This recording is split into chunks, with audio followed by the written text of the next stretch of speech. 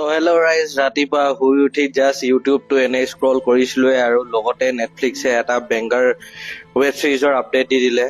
য়েছ আপুনি ঠিকে শুনিছে, মানি হাইষ্ট ছিজন এটা নতুনকে আকৌ আহি আছে। নেটফ্লিক্সে এনাউন্স কৰি দিছে, এটা অফিচিয়েল এনাউন্সমেণ্ট ভিডিঅ' আজি ৰাতিপুৱা ৰিলিজ কৰিছে, ঠিক আছে।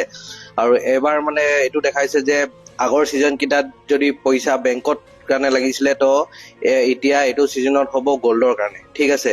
চ' এতিয়া ইমান হাইপ আছিলে চিৰিজটোৰ কাৰণে, চাগে এতিয়া নতুন ছিজন আকৌকে বনাইছে। বাট আপোনালোকক কি লাগিছে মোক কমেণ্টছত জনাওক যে পুৰণা যোনটো প্ৰফেচাৰ আৰু যোনটো টিম এইকেইটা যিটো মানে এটা ইম্পেক্ট কৰি থৈ গৈছে।